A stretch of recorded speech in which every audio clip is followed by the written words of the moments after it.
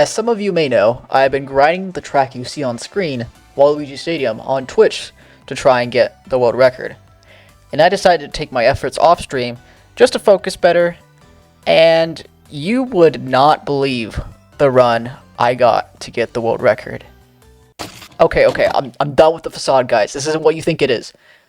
I actually got the shroomless or NITA world record, which isn't as pristine as an actual world record, but I still think it's pretty cool regardless.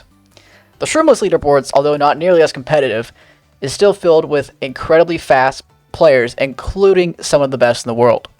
However, the shroomless leaderboards has a different purpose compared to the regular Nintendo leaderboards. They want to emulate the online competitive scene as much as possible, which means they add some special rules. The first rule is you must use an online meta combo. What you see on screen are the options you are allowed to use for these leaderboards. Teddybugging Ink Striker with the Yoshi class is by far the fastest and most popular of these options to use on the list. Another rule is that you cannot use motion controls. Motion controls are banned because in time trials, whenever you pause the screen offline, it pauses your game. However, online, of course, you cannot pause the game. This means strats like Motion Glider are much easier and faster to pull off in an online setting, and this is not conducive to an online competitive setting. So let's get to how I got the shroomless world record on Waluigi Stadium. So let me give you some context. First of all, this is the former world record that I had, 159.330, and this run was 9 months ago, and I've changed a lot of what I do in this run compared to what my world record is now. First, that MT trick, I do not do that anymore. That is very slow. You do not want to be doing that. And I do what is called the MT Nisk, and what a Nisk is a no item shortcut. And everyone else on the leaderboards for the shroomless, and just online in general, everyone does the UMT version. And I'm going to show what Cinda does, which is the former world record holder right now that we just beat. He had a 158.509. He does the UMT version, and that is widely considered to be a little bit faster, but I've always disagreed with that, and I still think to this day that the MT Nisk, the one you're seeing on screen right now, is faster. And basically, why I do it this way is just because I find it way more consistent online, and I just want to practice the way I do it online the same way I would do it in time trial. So yeah, and there's going to be a bunch of new strats in this video that are going to be different to what Cinda does in his record. Here you see me kind of go to this hill the same way Cinda does in his world record. We're going to be changing that later, and yeah, that Nisk was pretty good. This run overall was not that bad. The thing is, there are just some things that I've optimized and done a lot better compared to what this run does, and I think there's even more room for improvement in the later runs I'm going to be showing you, just because of how broken the new strats I'm going to be using is. So yeah, this is the first PB that I'm going to be showing. The second one, 158.772. This is where I realized I can definitely get the world record. This just came out of absolutely nowhere, and I was just so stunned that I'm just like, okay, I don't know how this happened, but sure. And I'm going to talk about this real quick. Right here, the MT Trick Nisk, and going to get these 2 coins right here. Cinda does not go for both those coins. He only gets 1. So I get what I'm just going to call it the double coin. And he goes for the outside coin, inside coin. And then on lap 2, he goes for the inside and then the outside coin. And so even though I do the emptiness kind of badly because I have to go in the off-road a little bit to grab those 2 coins, I'm still saving time in the long run because I have that extra coin. And so I sacrificed about 0.2 on lap 1, But on laps 2 and 3, I'm saving about 0.3 each, if done optimally. And maybe even a little bit more, we'll see later on. And that was a little tiny mistake. That trick doesn't lose that much. And I took that last turn a little bit tighter than normal, so that's pretty good.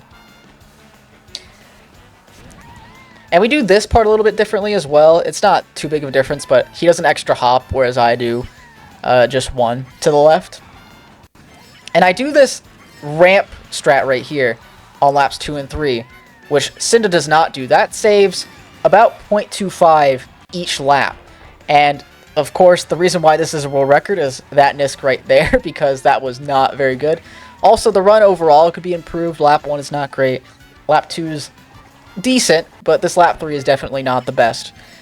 And yeah, so this was my first PB on the road to getting the world record here, and I didn't get the extra MT here at the end, but that doesn't really save too much anyways.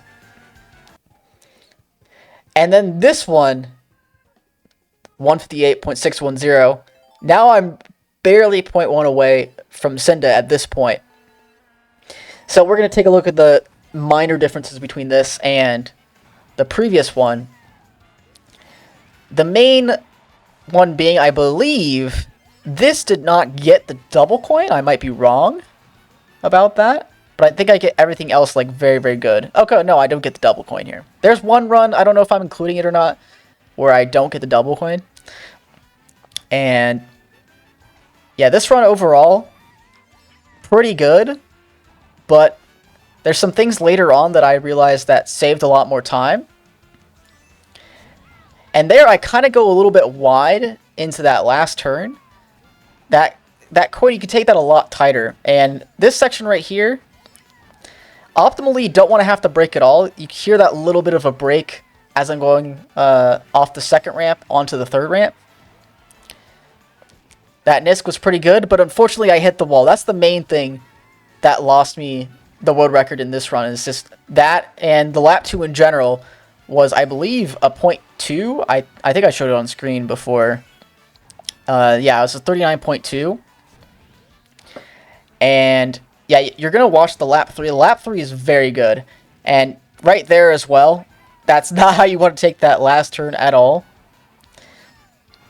And I took this a little bit wide on lap 3. If I took that tighter, probably could have been the world record as well. But this Nisk, I believe, was very, very, very good. Yep. I mean, I clipped a tiny bit of off-road there, but it didn't lose much of any time at all.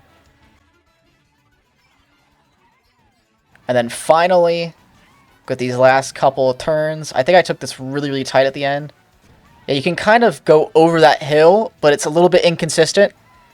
And you're going to see exactly what I mean in this next run. This right here is the world record that I set. And as you can tell, this run is not perfect. That lap 2 looks very slow compared to lap 3. And you might be thinking, okay, well, you get 2 coins or 3 coins on lap 2. So it can't be that bad, right? Well, usually you want to be within 0.2 of the lap 3. So the fact that I'm 0.5 off is not good at all. And there is one big reason why, and is the one thing that makes me so frustrated about this run. We're going to see it on lap 2. This lap 1, by the way, not perfect either. This, I get the double coin. That, I could take that a little bit faster. I've been trying to beat this record because I really just hate the lap 2 so much.